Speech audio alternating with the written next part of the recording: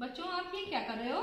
ये कुछ आकृति बना के खेल रहे हैं। अच्छा, तो आज मैं मधुमा श्रीवास्तव आज आपको बताऊंगी कि किस तरह से जो ये ठोस आकृतियां हैं इनके हम पृष्ठीय क्षेत्रफल ज्ञात कर सकते हैं, बच्चों को सिखा सकते हैं, संपूर्ण पृष्ठीय क्षेत्रफल निकालना सिखा सकते हैं और इनके आयतन ज्ञात कर सकते हैं। तो चलिए इसे कैसे सीखते हैं वो बताती हूँ।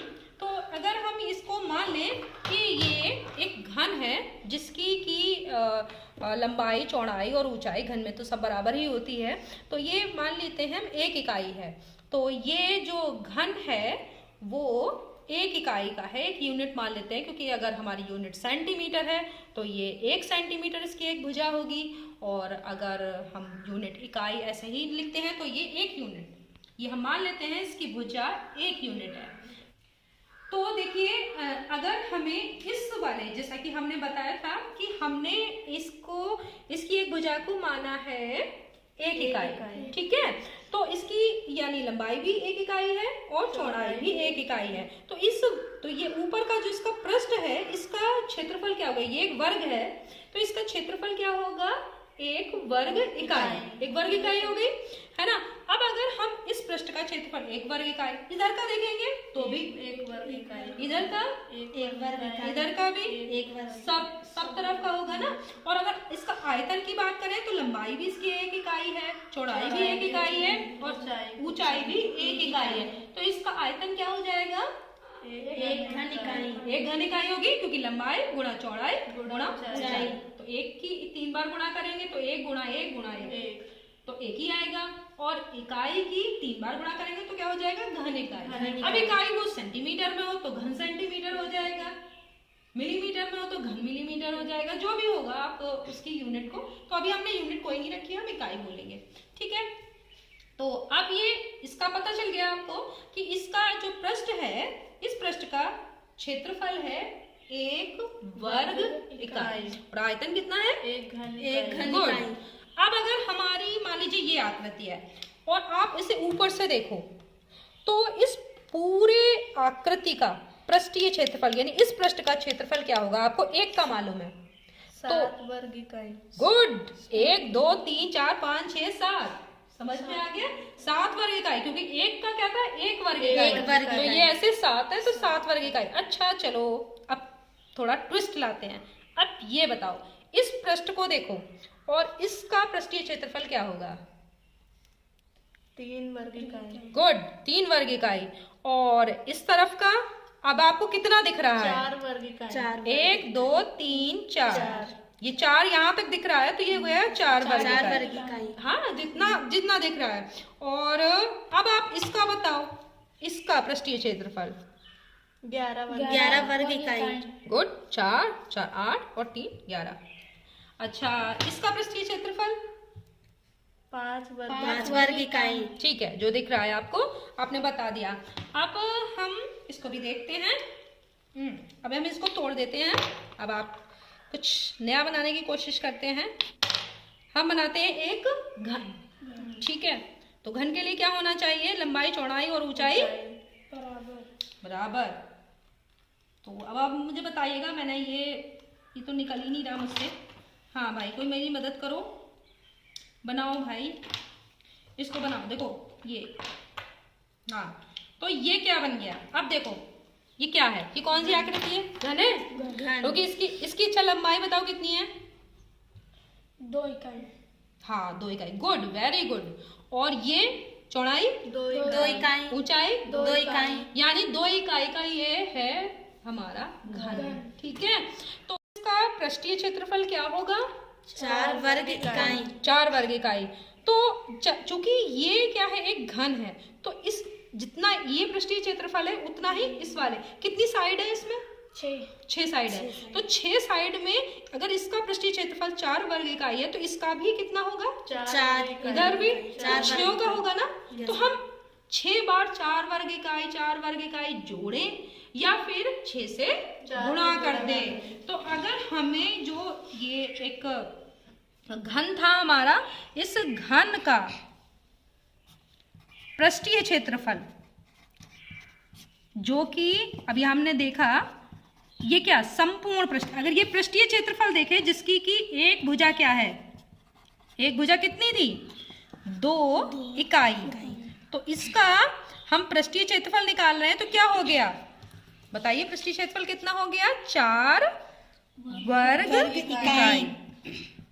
तो इसको हमने क्या किया, अब अगर हमें संपूर्ण पृष्ठीय क्षेत्रफल निकालना है, भैया सारे पृष्ठों का निकालना है तो कितना होगा, क्या करेंगे हम 4 को 6 से गुणा कर दो। गुड, तो हम क्या करेंगे 6 से गुणा करेंगे 4 वर्ग इकाई को, तो अब क्या हो गया 6 चौक 24 वर्ग इकाई ये निकल आया। इसका मतलब है कि यहाँ पर तो ये 2 इकाई का था, अगर हम भुजा इसकी मान लें कि A हो, अगर इसकी भुजा को अभी हमने माना था 2 इकाई, तो इसका जो संपूर्ण पृष्ठीय क्षेत्रफल निकला था 24 वर्ग इकाई। अब अगर हम इसकी भुजा को A मान लें, ठीक है, तो अगर इसकी हमने भुजा को A मान लिया तो इसका क्षेत्रफल कितना हो जाएगा A गुणा A स्क्वायर हो जाएगा। तो अब ऐसे ही 6 पृष्ठों का क्या होगा 6A स्क्वायर। तो ये हमारा फॉर्मूला निकाल आया घन का संपूर्ण पृष्ठीय क्षेत्रफल का कि 6A स्क्वायर से हम डायरेक्ट निकाल सकते हैं। तो अब इसका आयतन देख लेते हैं। तो घन का आयतन अगर हम अब भी हम इसको क्या माने, भुजा को A ही माने, ठीक है, A यूनिट यानी A इकाई है।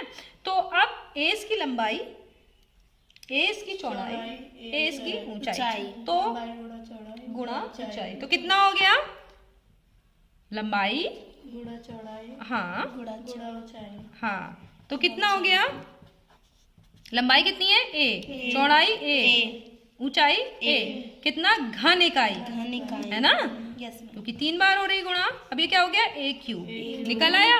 अब अगर ये हमने माना था, ये वाला जो माना था एक इकाई माना था, ये हो गया कितना, अब इसका आयतन निकालना हो तो ये हो गया 2 इकाई हो गया, 2 गुणा 2 गुणा 2, तो यहाँ पर A क्यूब में रखेंगे 2 की घात 3 हो गया, 2 गुणा 2 गुणा 2 तो कितना हो गया 8 घन इकाई, 8 घन इकाई निकल आया।